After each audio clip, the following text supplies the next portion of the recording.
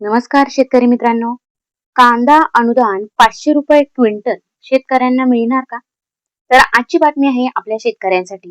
शेतकऱ्यांना कांदा अनुदान हे 500 रुपये क्विंटलने मिळणार की नाही हे आजच्या व्हिडिओमध्ये आपण बघणार आहोत. तेव्हा व्हिडिओवरती शेवटपर्यंत नक्की राहा. नमस्कार शेतकरी मित्रांनो. शेती करणं हे काही सोपं किंवा सध्या शिवधनुष्य पेलण्यासारखं झालेलं आहे. आणि त्यात कांदा उत्पादक शेतकऱ्यांची अवस्था तर अत्यंत हलाखीची आहे. रात्रंदिवस एक करून घाम गाळून पिकवलेल्या कांद्याला जेव्हा बाजारात मातीमोल भाव मिळतो ना, तेव्हा शेतकऱ्यांच्या डोळ्यातून पाणी आल्याशिवाय राहत नाही. सध्या कांद्याचे भाव ज्या प्रकारे आहेत त्याला आपला शेतकरी राजा पूर्णपणे हवालदिल झालेला आहे. पण आता या संकटात एक आशेचा किरण दिसू लागलेला आहे. कांदा उत्पादक शेतकऱ्यांना मोठा दिलासा देण्यासाठी थेट सरकारकडे एक महत्वपूर्ण अनुदानाची मागणी करण्यात आलेली आहे. काय आहे ही मागणी आणि याचा शेतकऱ्यांना कसा फायदा होईल? चला तर याबद्दल आपण सविस्तर जाणून घेऊया. सगळ्यात पहिले अगोदर उत्पादन खर्च जास्त.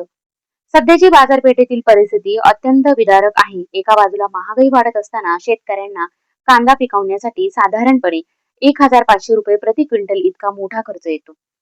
खते, औषधे, मजुरी आणि इतर सगळं खर्च पाहता ही रक्कम मोठी आहे. मात्र जेव्हा शेतकरी मोठ्या आशेने आपला माल बाजारात घेऊन जातो, तेव्हा त्याला अवघा 500 ते 1000 रुपये प्रति क्विंटल एवढा भाव मिळतोय. म्हणजे जेवढा खर्च झालाय तो सुद्धा खिशात परत येत नाही. याच कारणामुळे कांदा उत्पादक शेतकरी सध्या खूप मोठ्या आर्थिक संकटांचा सामना करतायत. 2023 ची पुनरावृत्ती आणि आजची वाढलेली गरज.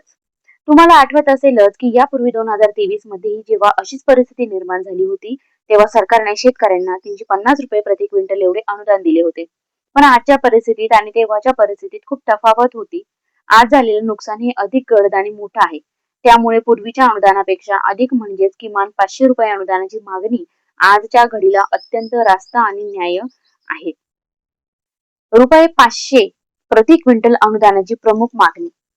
शेतकऱ्यांचे हे अतोनात नुकसान थांबवण्यासाठी आणि त्यांना या संकटातून बाहेर काढण्यासाठी ज्येष्ठ नेते छगन भुजबळ यांनी पुढाकार घेतलेला आहे.